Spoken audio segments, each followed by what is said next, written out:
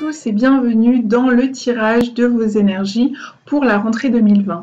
Alors juste avant d'entrer dans votre tirage de plein pied, eh bien, je souhaitais quand même faire un petit aparté sur le fait que les gens ont tendance à vouloir, je le vois autour de moi, je le vois aussi au travers les autres vidéos, les autres chaînes YouTube, sur Facebook, dans les magasins, dans la vie de tous les jours. On dirait que les gens courent après le temps. Là, j'ai vu que certaines personnes avaient déjà publié depuis le mois de juillet, depuis un moment début août, les tirages des énergies de la rentrée, que d'autres personnes publient déjà pour l'année 2021, ou que ça va venir au mois de septembre-octobre. Ensuite, on envoie pléiade de tirages pour l'année 2021. Entendez que tout ça, c'est courir après le temps. Or, ça vient un peu percuté en contradiction ce fameux adage dont tout le monde parle dans le milieu de la spiritualité, qui est le vivre dans l'ici et maintenant, dans l'instant présent. Vous comprenez bien que quand on en est déjà à présenter les cartables au mois de juillet alors que les enfants viennent juste de quitter l'école, quand on est déjà en train de voir les décorations d'Halloween fin septembre, début octobre, ou encore les décorations de Noël ou les jouets à partir de début novembre maintenant, on est comme ça dans une course après le temps un petit peu effrénée. Donc je vous invite à remettre tout ça en conscience à l'intérieur de vous et à vous rappeler bien qu'on est dans l'ici et maintenant, que le temps n'existe pas d'un point de vue cosmique, d'un point de vue de l'univers, qu'il y a juste le présent qui existe et que tout est possible au présent. Et qu'ici sur cette chaîne, ce que je vous présente, c'est des colorations énergétiques qui vous entourent. Alors pour certains d'entre vous, et c'est là où ça devient un petit peu plus intéressant et individualisé, eh bien ces énergies, elles auront déjà été présentes pendant votre été, ou là, ces derniers jours ou semaines, elles vont l'être dans quelques temps. Et pour d'autres, ça va être dans 2, 3, 4 mois, peut-être même 6 mois, je l'ai déjà vu parmi les retours qu'on me fait. C'est là qu'intervient votre libre arbitre. Comment vivre les énergies, à quel moment on est prêt à les recevoir et à en modeler notre vie, notre incarnation, à en faire quelque chose et surtout à les réceptionner. Et là, tout le monde n'est pas prêt au même moment, tout le monde ne peut pas recevoir ces colorations au même moment. Et c'est ça qui est intéressant. Donc, ne courez pas après le temps, ne consommez pas le temps, soyez attentifs à ça, restez le plus possible dans l'ici et maintenant. Autre petite information, je vais prendre un nouveau tarot. Alors là, je vous montre le dos de la carte. C'est un tarot d'une artiste peintre américaine qui s'appelle Jo Jason, qui parle du féminin sacré, qui reprend ses peintures autour du féminin sacré. Alors, je ne perds pas les hommes en route. Les hommes, rappelez-vous que vous avez aussi une polarité yin du féminin et puis aussi que ça peut vous aider à mieux comprendre, à mieux appréhender les énergies du féminin qui peuvent vous entourer, que ce soit chez d'autres hommes ou parmi les femmes qui vous entourent, pas nécessairement votre compagne, mais ça peut être aussi votre mère, votre sœur, vos amis, IE, S, voilà. Prenez ça avec un peu de recul aussi et essayez de voir comment vous pouvez apporter votre propre regard, votre propre lecture sur ce que je vous amène. Bref, tout ça pour vous dire que ce tarot, eh bien, je vais le mettre à la vente suite à ces tirages de la rentrée. Donc peut-être que quelqu'un derrière son écran sera appelé, interpellé par ce tarot. Bon, là, je montre l'autre sens. Et n'hésitez pas, dans ces cas-là, à me contacter. Je le fais au tarif moins cher que l'artiste américaine, tout simplement parce qu'elle ajoute les frais de port jusqu'en Europe. Je souhaite simplement le partager avec la personne qui se sentira appelée. Eh bien, on est parti. On va sur votre tirage. À tout de suite. Donc, les béliers, nous voilà. On se retrouve pour votre tirage. Alors, la couleur générale avec ce nouveau tarot de Jo Jason, et bien écoutez, c'est Artémis, la chasseuse. Donc ici, vous voyez, elle est en position de tir avec son arc et c'est l'arcane numéro 10.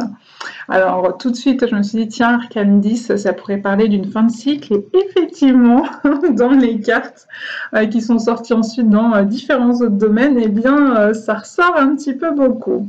Donc on va aller dans le professionnel. Alors l'arcane majeur, au sens non pas que ça soit une arcane majeure ici en haut, la force, mais celle qui fait le gros de votre énergie professionnelle, et ensuite il y en a 2 autres qui se sont rajoutées, c'est l'énergie de la force. Alors c'est assez intéressant parce qu'actuellement on vit une lunaison en Lion qui nous parle de cette énergie, de cet arcane.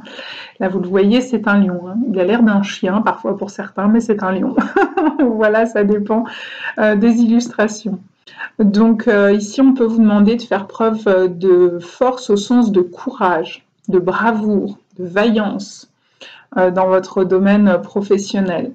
Et on vous met en écho ici avec cette coloration d'Artémis, ce côté justement d'être courageuse quand on est Artémis la chasseuse, eh bien il faut avoir le courage d'affronter parfois des prédateurs. Donc ici, ça pourrait être le cas. Et attention tout de même au passage en force, tout simplement parce que associé à la force, derrière, on a eu le monde et l'étoile. L'étoile, c'est une arcane plus passive. Donc, on est en train de vous mettre gentiment en garde, de dire la force, le courage, la bravoure, oui, dans le milieu professionnel.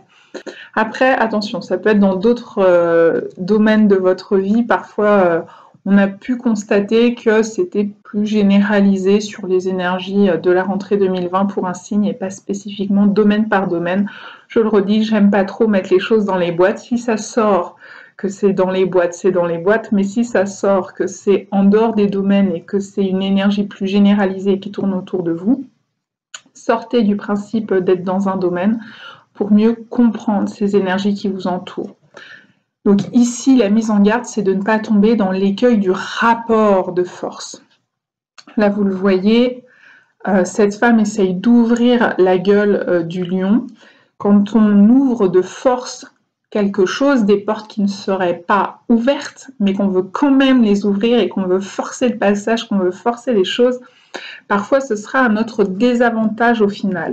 Et c'est certainement ce que vient de nous raconter l'étoile qui est beaucoup plus passive. Alors c'est un petit peu presque contradictoire avec l'énergie d'Artémis où justement on vous demande d'être active ou actif, donc dans une énergie yang du masculin. Être plus en polarité émettrice que réceptive. Et pourtant, l'étoile nous indique le strict contraire. Alors ici, ce qu'on est simplement en train de vous dire, c'est point trop n'en faut. Point trop passif, point trop actif. Donc, avoir de la force et du courage, c'est bien, mais sans tomber dans cet excès de force, à y aller, à vouloir ouvrir au couteau, à l'opinel, des choses qui sont faites pour rester fermées, en tout cas pour le moment. Et si à nouveau on a cet écho de fin de cycle avec le monde, vous le voyez, ici cette mandorle, elle fait une boucle, et puis surtout l'arcane 21, eh bien c'est la dernière ou l'avant-dernière, ça dépend des tarologues, des arcanes majeures. Donc ça sent un petit peu aussi la fin de cycle. Je le répète, si ça ne vous parle pas sur le plan professionnel, regardez à l'échelle de votre vie en général. Et l'intérêt ici d'Artémis, c'est de bien focaliser son objectif, connaître son objectif et focaliser son attention, son intention sur cet objectif. Ne pas en dévier. Côté relationnel, alors ça peut être le domaine amoureux, mais ça peut être n'importe quelle relation, d'ailleurs même professionnelle ou familiale ou amicale qui vous entoure, ou filiale, etc., ou parentale, je ne vais pas tous les faire. C'est une relation parmi d'autres, pas nécessairement amoureuse. Donc ici, on a 2 arcanes renversés et, je vais vous les montrer à l'endroit, on a un 3 d'épée et l'arcane de la mort.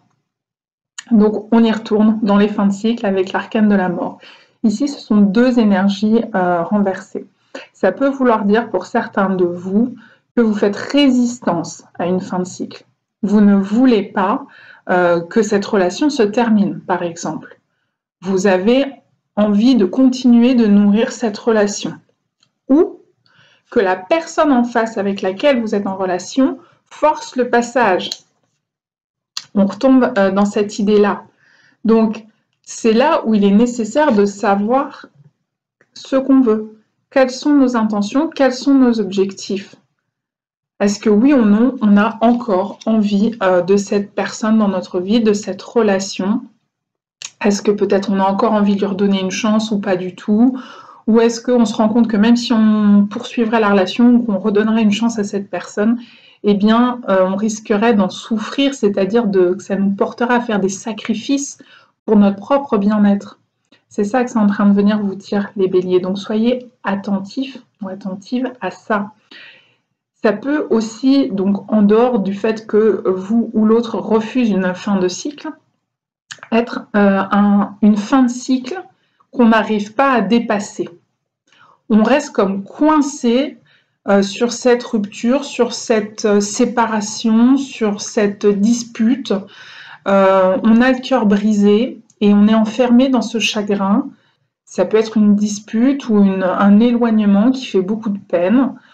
Parfois, ça fait de la peine des deux côtés et on reste un peu bloqué dessus, coincé dessus. On n'arrive pas à faire aboutir jusqu'au bout le cycle, jusqu'au bout le processus de deuil de cette relation.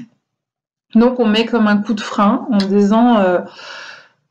soit on met comme un coup de frein en disant je ne suis pas encore prêt à laisser totalement, complètement partir cette personne de ma vie.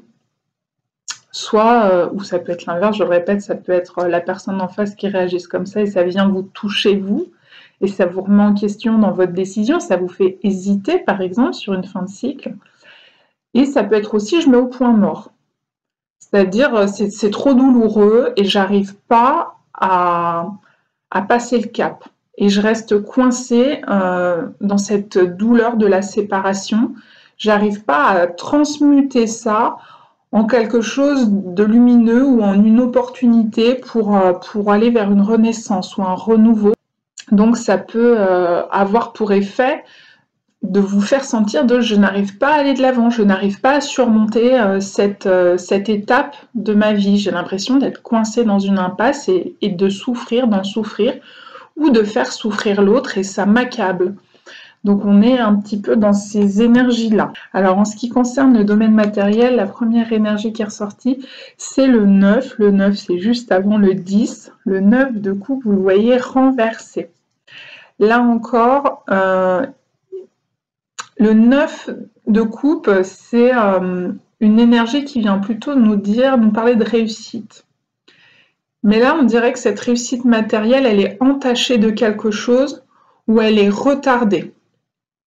Peut-être un projet qui n'aboutit pas, un petit peu, si ici ça parle d'une relation professionnelle, on peut retrouver cette énergie ici aussi sur le plan matériel, sur le plan financier. Un projet qui n'aboutit pas, une relation professionnelle dans l'impasse, on attend des réponses, on n'en a pas, ou ça tire en longueur, on dépend, on a l'impression de dépendre de quelqu'un ou de quelque chose pour notre propre réussite de notre projet ou matériel ou autre.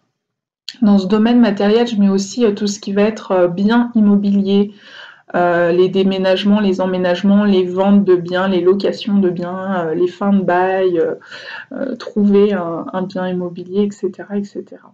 Et juste derrière, vous avez une arcane majeure qui est celle de l'ermite qui vient bien nous dire qu'il y a quelque chose à venir revisiter. Il y a quelque chose à revoir dans notre projet ou dans notre façon de faire sur le plan matériel pour tout simplement se donner l'opportunité de remettre droite et aligner cet arcane de la réussite. Sur le plan donc matériel. Alors je mets un petit bémol, on est sur le 9 de coupe, on est dans le domaine matériel, mais encore une fois, on va sortir des cases. Ça peut venir parler le 9 de coupe de votre vie relationnelle et d'avoir le sentiment d'être peut-être soit en phase d'échec, si on fait écho à ces énergies, soit qu'on pensait qu'on allait être libéré de quelque chose et on ne l'est pas complètement, il y a une forme d'insatisfaction qui est là, sur le plan affectif émotionnel. On reprend Artémis qui nous parle, l'artiste parle d'indépendance. Moi je vais un petit peu changer de mot, je vais vous parler d'autonomie. L'indépendance vient nous parler c'est les deux facettes d'une même pièce, l'indépendance et la dépendance. L'indépendance, c'est vouloir à tout prix s'éloigner de la dépendance. Mais ça veut quand même dire que les deux énergies restent collées l'une à l'autre, que quelque part on reste quand même dépendant même si on tente l'éloignement. Donc le job, c'est de quitter la notion d'indépendance pour aller vers plus d'autonomie. Être complètement capable de se libérer de toutes ces questions de dépendance ou d'indépendance, que ce soit sur le plan financier matériel ou sur le plan relationnel. Et enfin, donc, la petite énergie supplémentaire, l'arcane supplémentaire, alors ici c'est avec le normand, c'est les oiseaux. Et les oiseaux, ils vous sont sortis en challenge. Donc, les oiseaux, c'est la communication.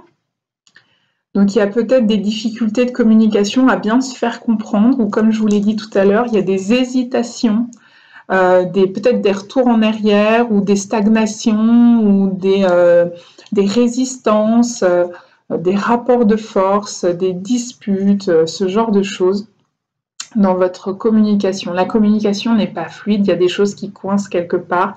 Peut-être vous n'arrivez pas à vous faire comprendre ou à faire comprendre votre intention, votre objectif, et peut-être que pour vous-même, il n'est pas clair votre objectif. Donc si c'est pas clair pour vous, ça ne va pas être clair pour vos interlocuteurs. Donc c'est pour ça qu'ici, on parle de faire la clarté de ce qu'on veut et de ce qu'on ne veut plus. Est-ce qu'on veut redonner une seconde chance ou pas? Est-ce qu'on accepte que l'autre ou nous-mêmes forcions le passage ou pas?